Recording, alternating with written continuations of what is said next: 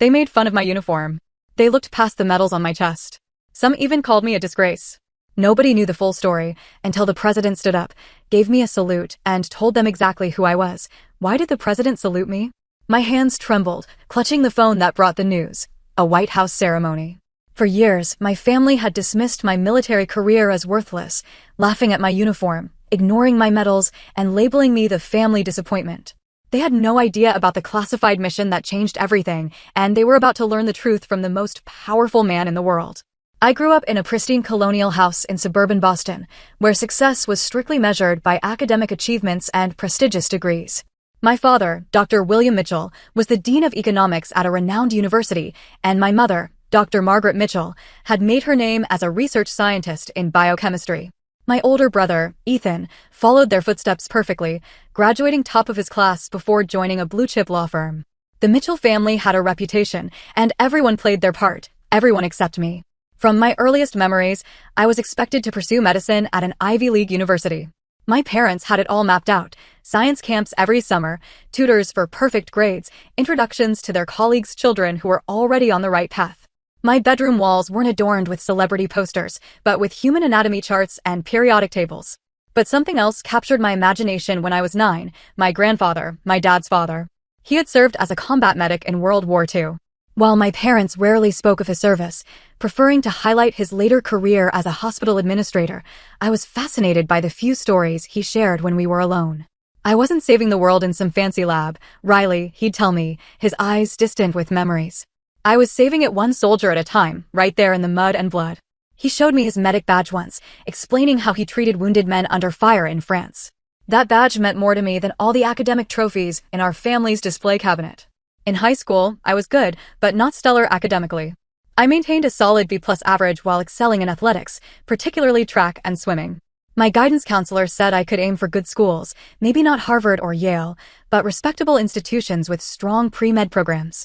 My parents, however, couldn't hide their disappointment at my SAT scores. "Your brother had perfect scores," my mother constantly reminded me. He had his pick of schools. When college application season arrived, I dutifully applied to my parents' chosen schools. The rejection letters came one by one. I was waitlisted at 2 and accepted at 3 less prestigious universities. My parents' disappointment was palpable. "We'll make it work," my father said with a sigh that conveyed exactly how much of a failure he considered me. "State school for undergrad, then maybe you can transfer somewhere better." That spring, a military recruiter visited our high school. While my classmates ignored the Army table, I found myself drawn to it. The recruiter, a woman named Sergeant Amanda Wallace, spoke about serving with purpose, about medical roles in the military, about becoming part of something bigger than yourself. For the first time, I saw a path that called to me. At 19, after one miserable semester at the state university my parents had reluctantly accepted, I made my decision. I enlisted in the United States Army with a specialty track for combat medicine. When I told my family over dinner, the reaction was worse than I'd imagined. "The military?" My father nearly choked on his wine. "The military is for people who can't make it elsewhere." "Is that what you think of yourself, Riley?" My mother covered her face with her hands. "Where did we go wrong with you? We gave you every opportunity." But it was my brother Ethan's response that cut deepest. He laughed, actually laughed. "Playing soldier, Riley, really? You know they'll just stick you in some office filing papers, right? This isn't some movie where you'll be saving lives on the battlefield." "I'm going to be a combat medic," I said firmly, though my voice shook. "Like Grandpa." "Your grandfather became something respectable after the war," my father countered. "He didn't waste his potential." That night, I sat on my childhood bed, looking at the acceptance letter from the university and my enlistment papers. By morning, my decision was firm. 2 weeks later, I was on a bus to basic training, my parents' disapproval and my brother's mockery following me like shadows. Basic training tested me in ways I'd never imagined. The physical demands were intense, but the mental challenges were even greater. For the first time in my life, I wasn't being measured against my brilliant family, but against my own potential. Drill sergeants didn't care about my SAT scores or my family's academic pedigree. They cared about my determination, my teamwork, my ability to perform under pressure. And I thrived. I finished near the top of my basic training class and moved on to advanced individual training for combat medicine. There, I found my calling. The instructors noticed my focus and dedication. One told me, "Mitchell, you've got the hands and the head for this work. More importantly, you've got the heart." When I came home for my first Christmas in uniform, I thought things might be different. I'd graduated with honors from my training programs. I had ribbons on my chest and pride in my posture. But nothing had changed. "When will you be done playing dress up?" My mother asked as I helped her prepare dinner. The uniform looks cute, my brother said with a smirk, but let's be honest, you're probably just handing out aspirin at some clinic. They asked no questions about my training, showed no interest in what I'd learned or accomplished. My father changed the subject every time I mentioned the army. By the time I returned to base, I understood that my family would never see value in the path I'd chosen. I would have to find that validation elsewhere. My training as a combat medic was intense and all-consuming. We learned to start IVs while wearing chemical protective gear, to apply tourniquets in the dark, to assess patients under simulated gunfire. The instructors pushed us beyond what we thought were our limits, then pushed us further. In combat, you don't get second chances, they reminded us daily. Your training has to be perfect, because the battlefield doesn't allow for mistakes. I discovered I had natural abilities that surprised even me. My hands remained steady during high-stress scenarios. I could memorize protocols quickly and apply them under pressure. My shooting qualified as expert level, and my physical fitness scores ranked among the top in my unit. For the first time in my life, I wasn't living in anyone's shadow. I was carving my own path. Upon completing my medical training, I was assigned to the 10th Mountain Division and soon received orders for Afghanistan. Before deployment, I called my parents, hoping they might show some concern or support. Afghanistan, my mother said, her voice flat. I suppose that was inevitable with your career choice. Just keep your head down, my father added. No heroics. There was no be safe or we're proud of you.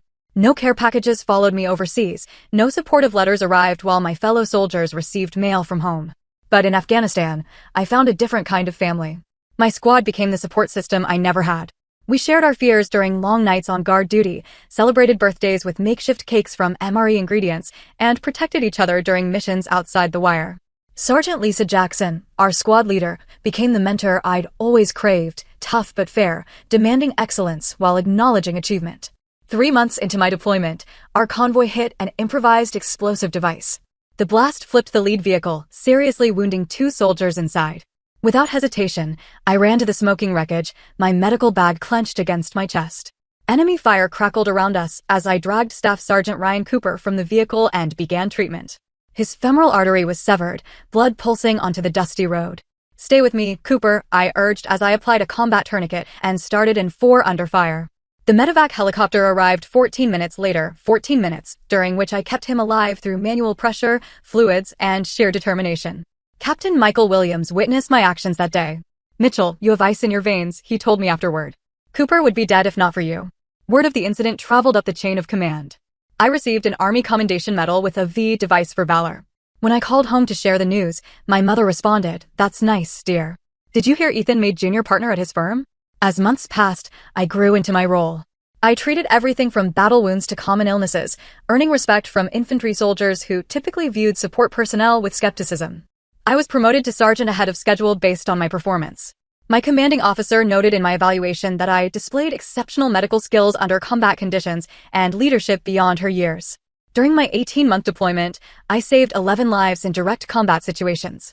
Each time I stabilized a wounded soldier long enough for evacuation, I felt a purpose so clear and powerful that my family's disapproval seemed increasingly irrelevant.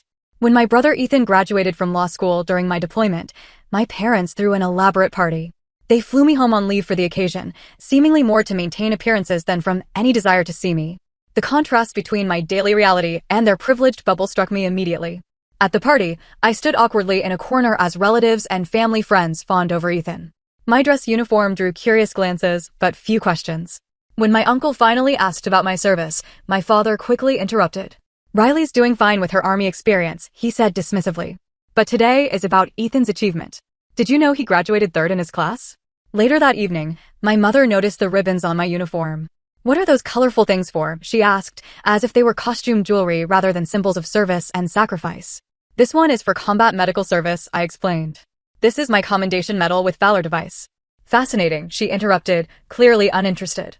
"Have you met Cousin Allison? She just finished her residency at Johns Hopkins. Now that's a proper medical career." I returned to my unit the next day, the emotional distance between my family and me growing wider than the physical miles. My second deployment loomed on the horizon, this time to a particularly volatile region. Intelligence reports suggested heavy enemy activity, and our pre-deployment briefings were sobering. The night before departing, I made one last attempt to connect with my family. I called home, hoping for some word of encouragement. "We're about to deploy to a pretty dangerous area," I said carefully. "I just wanted to talk before we ship out." Try not to play hero over there, my father replied. The real heroes are the ones who come home and do something meaningful with their lives. I should go, I said, fighting back tears. We have an early start tomorrow. Email when you can, my mother said perfunctorily. Oh, and your brother's engagement party is next month. We'll send pictures. As I hung up, I realized I was truly on my own. Whatever validation or recognition I sought would never come from the Mitchell family. That night, I wrote a letter to myself to be opened if I didn't make it back. You chose a path with purpose. Whatever happens, remember that your worth isn't measured by their understanding. 6 months into my second deployment, I was unexpectedly transferred to a Special Operations Medical Support Team. My commanding officer had recommended me based on my performance in several high-pressure situations. The selection process was rigorous. Physical tests that pushed me to my limits, medical scenarios that required split-second decisions, psychological evaluations to ensure I could handle the stress of classified operations. This isn't standard combat medicine, Sergeant Mitchell, Lieutenant Colonel James Davis explained during my briefing. You'll be operating with small teams in high-risk environments with minimal support. The missions are classified, and the margin for error is zero. My training with the Special Operations Team was unlike anything I'd experienced before. We practiced medical procedures while sleep-deprived, performed surgeries in simulated moving vehicles, and learned advanced techniques not taught in standard combat medicine courses. The elite operators I trained alongside were consummate professionals who valued competence over gender or background. For the first time, I felt completely judged on my abilities alone. On April 15th, our team received intelligence about American hostages being held in a remote mountain compound. 3 aid workers had been captured 2 weeks earlier, and intelligence suggested they would be moved within 48 hours, likely to be executed on camera. Our 12-person team, including myself as the only medic, was tasked with their extraction. The mission briefing was tense. Satellite imagery showed a heavily guarded compound in mountainous terrain. The plan called for a night insertion by helicopter, a precision raid on the compound, and immediate extraction with the hostages. As the team medic, I would remain with the helicopter until the assault team secured the hostages, then move in to provide immediate care if needed. These hostages have likely been mistreated, I told the team during our medical briefing. Expect dehydration, malnutrition, possibly torture. Injuries. Our priority is stabilization for transport. We launched just after midnight, 2 Black Hawk helicopters cutting through the moonless night. The team was silent, each person mentally preparing for what lay ahead. I checked my medical bags one final time, ensuring every piece of equipment was accessible by touch alone. Captain Aaron Davis, our team leader, caught my eye and nodded. No words were necessary. 20 minutes from the target, disaster struck. Warning systems blared as the lead helicopter took ground fire. The pilot, Major Samantha Reynolds, fought to maintain control as hydraulic systems failed. I braced as the helicopter spiraled downward, making a hard emergency landing in a narrow valley 3 miles from our objective. The impact threw me against the cabin wall, dazing me momentarily. When my vision cleared, I saw smoke filling the cabin and heard the groans of injured personnel. Training took over. I moved to the cockpit where Major Reynolds was slumped over the controls, blood streaming from a head wound. The co-pilot, Lieutenant James Wilson, had a compound fracture of his left arm. We need to move, Captain Davis shouted over the noise of the second helicopter circling protectively overhead. Hostiles are converging on our position. I stabilized Major Reynolds' neck while we extracted her from the cockpit, applied a pressure dressing to her head wound, and administered pain medication. For Lieutenant Wilson, I quickly splinted his arm and gave him injectable morphine. As gunfire erupted around us, I helped drag both pilots to defensive positions behind nearby rocks. Second helo can't land, Davis reported. Too much enemy fire. We're on our own until they can clear an LZ. Within minutes, we were surrounded. Our team of 12, 2 seriously injured, faced an estimated 30 hostile fighters. I divided my attention between returning fire and monitoring the injured pilots. When Specialist Thomas Rivera took a bullet to his thigh, I crawled through the firefight to reach him. Pressure here, I instructed, guiding his hands to the wound while I prepared a tourniquet. Enemy rounds kicked up dirt inches from us as I worked. For 4 hours, we held our position, ammunition running dangerously low. I moved between the wounded, changing dressings, administering fluids, and maintaining airways. When Master Sergeant Derek Phillips was hit in the chest, the bullet narrowly missing his heart, I performed an emergency needle decompression for his collapsed lung, using a pen light clenched between my teeth to see. Mitchell, Captain Davis called out. We need coordinates for an airstrike. You're the only one with a line of sight to the enemy's main position. I crawled to the edge of our defensive perimeter, exposing myself to enemy fire to get the necessary visual. A bullet grazed my helmet as I called in precise coordinates over the radio. Minutes later, the thunder of fighter jets preceded an explosion that silenced half the enemy positions. As night gave way to dawn, our situation deteriorated further. Major Reynolds' condition was worsening, and we had 3 more wounded team members. When enemy fighters flanked our position, a grenade exploded near me, sending shrapnel into my left leg. The pain was immediate and intense, but there was no time to address it. Sergeant Kyle Bennett was critically wounded in the same blast. Despite my injury, I dragged him 20 yards to better cover, applied a chest seal to his sucking wound, and started in 4 while using my body to shield him from incoming fire. "Stay with me, Bennett," I urged, watching his oxygen saturation drop on my portable monitor. "Your kids need you to fight." By noon, enemy reinforcements had arrived. Captain Davis made the difficult decision to split our team. "Mitchell, you take the 4 most wounded and head east toward that ridgeline. The rest of us will create a diversion. 2nd Hello will extract you there." I organized the evacuation, creating improvised stretchers for Major Reynolds and Sergeant Bennett. My leg throbbed with every step as I led our small group through rugged terrain, constantly checking the wounded. We traveled through the night, evading enemy patrols, my medical supplies dwindling with each treatment. 48 hours after the crash, we reached the extraction point. The relief I felt seeing the helicopter approach was indescribable. As we lifted off, I finally allowed myself to examine my own wound. The shrapnel had torn through muscle, but missed major blood vessels, painful but not life-threatening. Back at base, I learned the remainder of our team had been extracted hours after us. The mission had been aborted, the hostages still in enemy hands. What I didn't know then was that the intelligence we gathered during those harrowing hours, specifically information I'd radioed about enemy positions and numbers, would prove crucial in a subsequent rescue operation that freed not only our original targets, but 24 additional hostages. Due to the classified nature of the operation, my actions received no public recognition. My injury earned me a Purple Heart, and a commendation was placed in my file, but the full story remained known only to those with appropriate clearance. When I called home from the hospital, my family seemed more inconvenienced than concerned by news of my injury. "So will this affect your contract with the Army?" my father asked. "Perhaps it's a sign you should consider a different direction."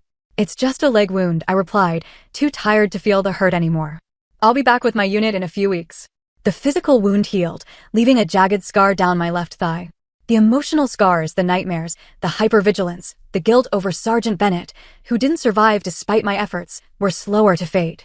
Yet through it all, I knew with absolute certainty that I had found my purpose.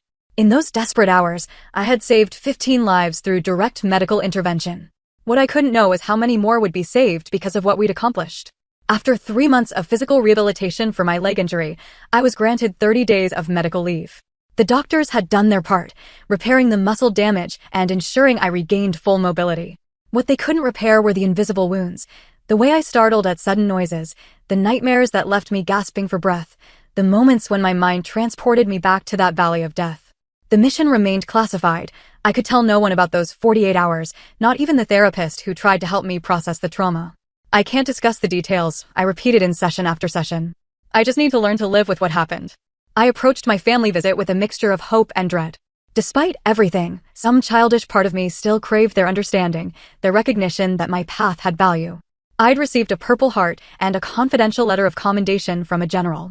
Maybe, just maybe, they would finally see me. My parents' house looked exactly the same: pristine lawn, gleaming windows, achievement awards prominently displayed in the living room. My brother Ethan was visiting with his new fiancée, Charlotte, a tax attorney he'd met at his firm.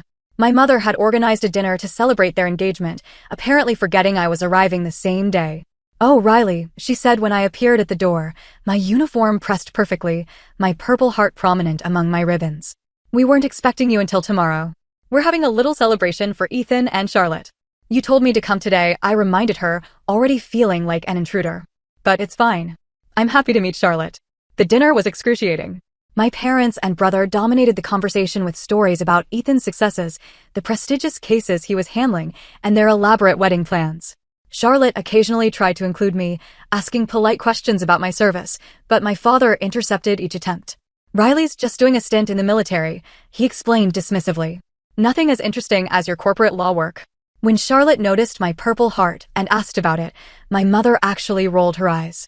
"She got a minor injury during some training exercise," she said. "The military gives out medals for everything these days." "It wasn't a training exercise," I corrected, my voice tight. "And the Purple Heart is specifically for wounds received in combat against enemy forces." "Combat?" My brother scoffed. "Come on, Riley, you're a glorified nurse." You probably tripped over a tent stake or something. Something inside me snapped. Years of dismissal, of having my service devalued, of being treated as less than, it all boiled to the surface. I was wounded by enemy fire while treating injured soldiers, I said quietly, dangerously. I spent 48 hours evading enemy combatants while keeping 4 critically wounded teammates alive. One of them died in my arms despite everything I did. The table fell silent. My father cleared his throat uncomfortably. Well, if you had gone to medical school like we wanted, he said finally, you could be saving lives in a proper hospital instead of playing war hero. Playing? The word hung in the air. You think I'm playing? What your father means, my mother interjected, is that there are more respectable ways to practice medicine. Your cousin Allison is a wonderful doctor. Yes, I know, I finished. You've mentioned her accomplishments approximately 47 times since I joined the army. Ethan smirked. Someone sensitive. Look, we all know you enlisted because you couldn't hack it academically. There's no shame in admitting that. I stood up slowly, my hands flat on the table to hide their trembling. In the past 5 years, I've saved more lives than I can count. I've performed emergency procedures under enemy fire that most hospital doctors will never attempt in their careers. I've earned the respect of some of the most elite soldiers in our military. And not once, have any of you asked me about what I actually do. My mother had the grace to look uncomfortable. We just worry that you're wasting your potential. Do you even tell your friends what I do? I asked suddenly. Do you mention to your university colleagues that your daughter serves in the army? Or am I such a disappointment that you pretend I don't exist? The flicker in my father's eyes told me everything. The military is a perfectly respectable temporary career, he said stiffly. We just always expected more from you. Expected more? I laughed bitterly. I've been shot at, blown up, and operated on dying men with nothing but basic supplies in my training. I've held soldiers' hands as they took their last breaths. I've written letters to parents explaining how brave their children were in their final moments. What exactly were you expecting from me that would be more than that? A real career, my father snapped. A respectable position in society, not playing soldier in the desert. You've always been the family disappointment, Riley.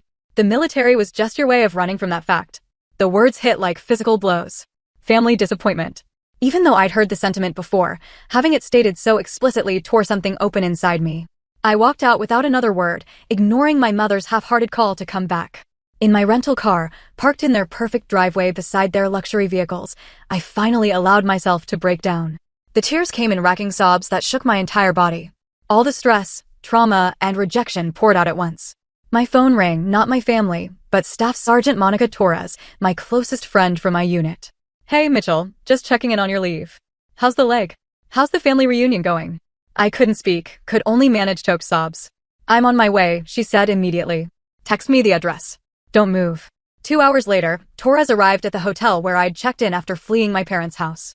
She sat with me through the night as I finally talked about everything. The mission, the losses, the family who could never understand. Your worth isn't determined by people who don't understand what you do, she told me fiercely. It's determined by the lives you've saved, the soldiers who trust you with their lives, the missions you've made possible. When my leave ended, I returned to base with a request for reassignment. I needed distance, not just from the trauma of that mission, but from the deeper wound of family rejection. As I boarded the plane back to base, I felt lower than I had even in those desperate hours behind enemy lines. At least then, I had known my purpose. My reassignment came through quicker than expected. Walter Reed National Military Medical Center needed experienced combat medics to support their Wounded Warrior program. The position would allow me to use my field experience to help injured soldiers through their recovery process. It also meant I would be stationed within driving distance of Washington, D.C., far enough from Boston to avoid casual family visits, but close enough if a real emergency arose. At Walter Reed, I found renewed purpose. The wounded warriors I worked with understood what I'd been through in ways my family never could. Many had served in similar operations, faced similar dangers. We spoke the same language, recognized the same nightmares. Captain James Rodriguez, who had lost both legs to an IED, became one of my regular patients. During his physical therapy sessions, we developed a rapport built on mutual respect. You have a gift, Sergeant Mitchell, he told me one day after a particularly difficult session. You understand both the physical and psychological aspects of combat injury. That's rare. I threw myself into my work, developing new protocols for pain management during physical therapy and creating support groups for soldiers dealing with combat trauma. My commanding officer, Colonel Patricia Wright, took notice. Your innovations are making a difference, she told me during my performance review. The recovery rates for patients in your program are 15% higher than standard protocols. Meanwhile, unknown to me, my former teammates from the Special Operations Unit had been sharing stories of my actions during our ill-fated mission. Captain Davis, now promoted to major, had submitted a detailed account of my performance during those 48 hours to higher command. The intelligence gathered during our operation had indeed led to the successful rescue of the original hostages, plus additional captives, and disrupted a terrorist network planning attacks on American soil. 6 months after my transfer to Walter Reed, I received a cryptic call from the Pentagon. "Sergeant Mitchell," said a formal voice I didn't recognize, "please report to the office of the Secretary of the Army at 0900 tomorrow. Dress uniform required." My stomach nodded. Such summons rarely meant good news. Had something in my confidential records been questioned? Was there an investigation into the failed mission? I spent a sleepless night reviewing every decision I'd made during those critical hours. When I arrived at the Pentagon, I was ushered into a private office where a brigadier general waited alongside a civilian in a dark suit. "Sergeant Mitchell," the general began. "I'm General Robert Harris. This is Mr. Andrew Collins from the White House Military Office." My confusion must have shown on my face. "Sergeant," Mr. Collins said, "the actions you took during Operation Silent Retrieval have been reviewed at the highest levels. Due to the classified nature of the operation, proper recognition was delayed. That oversight is being corrected." General Harris slid a folder across the desk. "You are being awarded the Distinguished Service Cross for extraordinary heroism in connection with military operations against an armed hostile force. The President himself will present the medal in a ceremony next week." I stared at the document, unable to process what I was hearing. The Distinguished Service Cross was the second highest military decoration that could be awarded to a member of the Army, superseded only by the Medal of Honor. "There must be some mistake," I managed. "I was just doing my job." "No mistake, Sergeant," General Harris said firmly. "The intelligence you provided while wounded and under fire led directly to the rescue of 27 hostages and the prevention of 3 planned terrorist attacks on U.S. soil. 15 lives were saved by your direct medical intervention during the operation. Your actions exemplify the highest traditions of military service." Mr. Collins explained that certain details of the operation had been declassified specifically for the ceremony. "The President feels strongly that your heroism should be publicly recognized," he said. As I left the Pentagon, still in shock, I faced a decision. Should I invite my family to the ceremony? Despite everything, some part of me still hoped for their approval, their understanding. After hours of internal debate, I sent a simple text message to my parents. "I'm receiving a Distinguished Service Cross from the President at the White House next Thursday at 2 p.m. You're welcome to attend if you'd like." My mother's response came hours later. "We'll check our schedules. Your father has a faculty meeting that might conflict." I laughed bitterly at the response. A faculty meeting might conflict with their daughter receiving one of the nation's highest military honors from the President of the United States. Eventually, they confirmed they would attend, along with my brother, their tones suggesting they were doing me a favor. The day of the ceremony arrived with perfect spring weather in Washington. The White House East Room had been prepared with rows of chairs for the invited guests and a small stage area where the President would present the medals. 3 other service members were being honored alongside me. I arrived early, my dress uniform immaculate, ribbons and badges perfectly placed. As I waited in an antechamber, I saw my family enter the main room through a side door. They looked uncomfortable and out of place despite their expensive clothes. They took seats near the back, my father checking his watch repeatedly. The ceremony began with military precision. Each recipient's story was told in turn, our actions described in formal military language that somehow failed to capture the chaos, fear, and desperation of those moments. When my turn came, I stood at attention as the military aide read the citation. "Sergeant Riley Mitchell distinguished herself by exceptionally valorous conduct in the face of the enemy while serving as a combat medic with Operations Task Force Stagger. When her helicopter was shot down in hostile territory, Sergeant Mitchell, despite being wounded by shrapnel, provided life-saving care to multiple casualties while under direct enemy fire." As the citation continued, I saw my family's expressions change from polite attention to shock. They had never heard these details, had never known what I had actually experienced. Sergeant Mitchell's actions directly saved the lives of 15 U.S. service members. Additionally, intelligence she provided while under fire was instrumental in a subsequent operation that rescued 27 hostages and prevented planned terrorist attacks on U.S. soil. The President stood then, a rare departure from protocol. He looked directly at me as he spoke. "The citation doesn't tell the whole story," he said. "Sergeant Mitchell didn't save just her team. She made possible the rescue of innocent civilians being held for execution. She helped prevent attacks that would have taken American lives on our own soil. Today, we recognize her extraordinary courage under the most extreme circumstances." He offered me a formal salute before placing the medal around my neck. "Sergeant Riley Mitchell," he said, his voice carrying through the silent room, "you saved more American lives than anyone will ever fully know." The weight of the medal against my chest felt surreal. The president shook my hand firmly, then leaned closer to speak privately. My brother was one of those hostages, he said quietly. Our family owes you a debt we can never repay. I blinked back tears as I returned to my position. The room erupted in applause, everyone standing except my stunned family, who seemed frozen in their seats. The formal ceremony transitioned to a reception in an adjacent room. Military officials, politicians, and family members of the honorees mingled over refreshments. I found myself surrounded by high-ranking officers offering congratulations and thanks. Your actions exemplify the best of our medical corps, said the Surgeon General of the Army, shaking my hand firmly. A group of civilians approached, introduced by a State Department official. Sergeant Mitchell, these are some of the aid workers you helped rescue, she explained quietly. A woman with kind eyes embraced me tightly.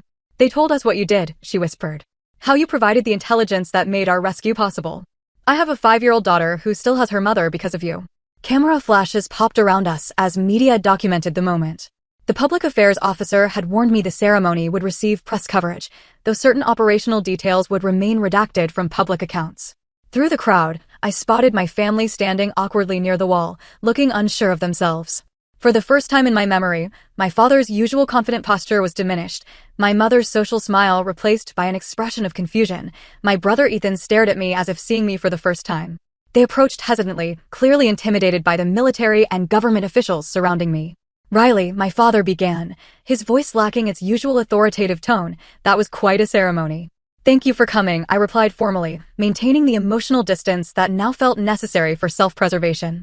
We had no idea, my mother said, her voice small. About any of this? You never asked, I responded simply. My brother cleared his throat. Those things they said you did, that was real? All of it. Before I could answer, Major Davis, my former team leader, appeared at my side. Mitchell was the best combat medic I've ever worked with, he said, not bothering to introduce himself. When we were surrounded and taking fire from 3 directions, she crawled across open ground to treat a wounded soldier, shrapnel in her own leg, and she still dragged him 20 yards to cover. My family stared, speechless. I should check on Captain Rodriguez, I said, seeking escape from their uncomfortable scrutiny. He's one of my patients from Walter Reed. Of course, my father said, his usual dismissive tone noticeably absent. As I turned to leave, General Harris intercepted me, putting a fatherly hand on my shoulder. Mitchell, I wanted to introduce you to the Joint Chiefs Chairman. He's heard about your innovative work with wounded warriors at Reed. I caught a glimpse of my family watching this interaction, their expressions a mixture of shock and dawning realization. Throughout the reception, similar scenes played out. Senior military leaders sought me out for conversations. Fellow soldiers treated me with obvious respect. Medical directors discussed my treatment protocols. Each interaction further demolished my family's perception of my military service as something less than significant. Later, as the event wound down, I found myself momentarily alone when my brother approached. Riley, I owe you an apology, he said, uncharacteristic humility in his voice. I've been arrogant and dismissive about your service. I had no idea what you've really been doing. No, you didn't, I agreed, not making it easier for him. You never bothered to find out. He nodded, accepting the rebuke. Can we start over? I'd like to actually know my sister. Before I could respond, my mother joined us, tears in her eyes. When they described what happened to your helicopter, how you were wounded but still saved those men, I couldn't breathe thinking about how close we came to losing you. I tried to tell you about being wounded, I reminded her gently. You said I probably tripped over a tent stake. She flinched at the reminder. We've been terrible, haven't we? My father approached last, his expression more serious than I'd ever seen it. I saw how those generals spoke to you, he said quietly. The respect in their eyes. I've been in academia for 40 years and never earned the kind of respect you have from these people. I maintained my composure, unwilling to break down here. I should join the other recipients for the official photographs, I said, neither accepting nor rejecting their overtures. As I walked away, Staff Sergeant Torres fell into step beside me. Your family looks shell-shocked, she observed. They're seeing me for the first time, I replied. Want to ditch this place after the photos? The team is gathering at Ollie's to celebrate properly. I smiled genuinely this time. My real family, absolutely. As we posed for photographs, the president spoke privately to each recipient. When he reached me, he asked, those people who looked uncomfortable, are they your family? Yes, Mr. President. They're seeing you clearly today, he said perceptively. Sometimes people need someone else to point out the extraordinary person standing right in front of them.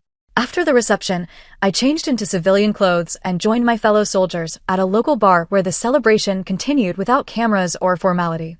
Stories were shared, some solemn, some hilarious. No one needed to explain the significance of what we'd experienced. Everyone at the table understood. My phone buzzed repeatedly with messages from my family, but I set it aside. There would be time for that conversation later. Tonight belonged to the people who had recognized my worth long before a presidential ceremony. The next morning, I read a news article about the ceremony. There was a photo of my family watching as I received the medal, their faces masks of astonishment. The caption read, "Family of DSC recipient Sergeant Riley Mitchell witnesses recognition of heroism."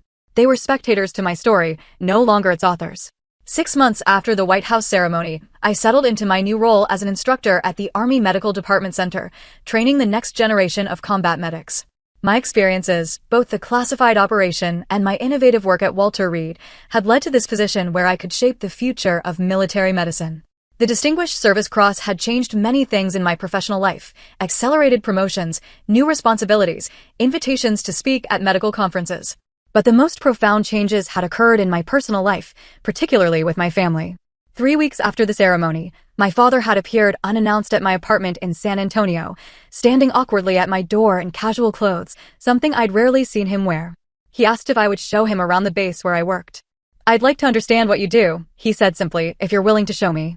That day marked the beginning of a slow, often uncomfortable rebuilding. My father, the prestigious academic, asked questions and actually listened to the answers. He watched with genuine interest as I demonstrated emergency medical techniques to a class of trainees. When a senior officer greeted me with obvious respect, I saw pride rather than dismissal in my father's eyes. "I've been arrogant," he admitted over dinner that evening. "I measured success by such narrow standards that I couldn't see the value in what you've accomplished." My mother made her own attempts at reconciliation, with awkward phone calls that gradually became more natural. She sent care packages to my new address, something she'd never done during my deployments. Inside one box, I found my grandfather's military photo and medals, items I'd never seen, displayed in their home.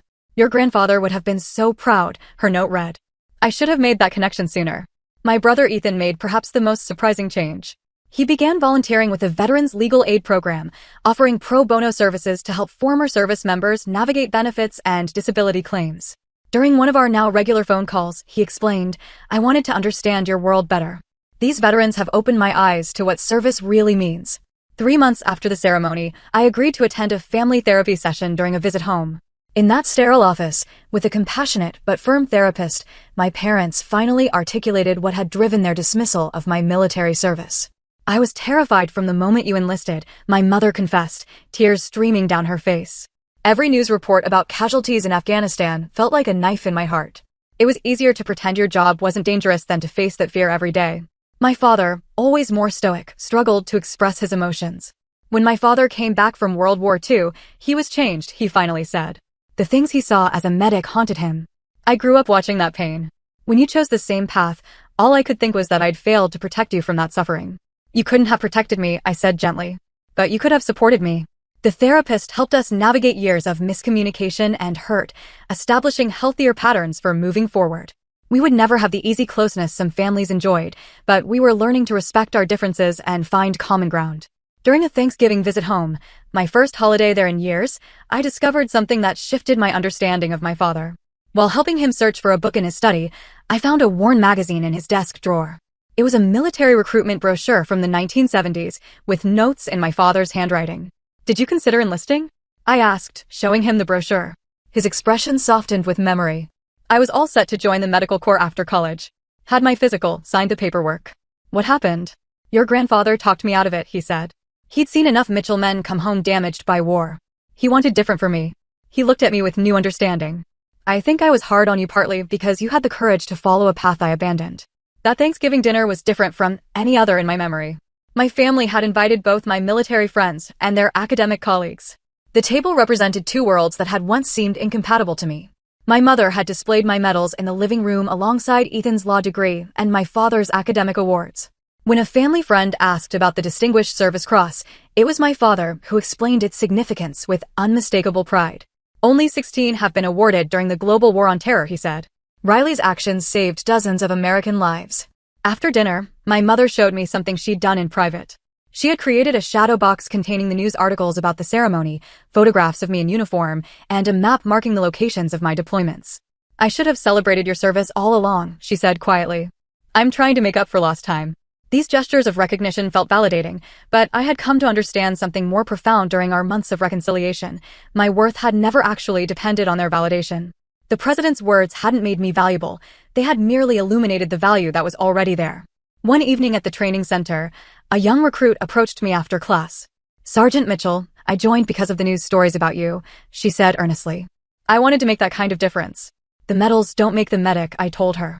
"It's the willingness to run toward the wounded when everyone else is running away. It's doing your job even when no one is watching or understanding its importance." Looking at her determined face, I saw something of myself from years earlier, seeking purpose, wanting to make a difference. The difference was that she had begun her journey with public recognition I had craved for years. Would that recognition have changed anything fundamental about my service or my character? "Find your purpose," I continued. "The recognition may come or it may not. But the lives you save and the difference you make, that's what matters. That's what you'll carry with you." As I spoke those words, I realized I was finally free from needing my family's approval. The president's words had changed how my family saw me, but the truth was I'd already saved myself long before he said I saved others. Today, my family relationships continue to heal, boundaries firmly in place, but with genuine effort on all sides. My father recently attended a military medicine conference where I presented, sitting in the front row and asking thoughtful questions. My mother calls regularly, listening more than talking. My brother and I have discovered common ground in our different types of service. Have you ever had your worth questioned by those who should have valued you most? Have you found validation from unexpected sources that changed how others saw you?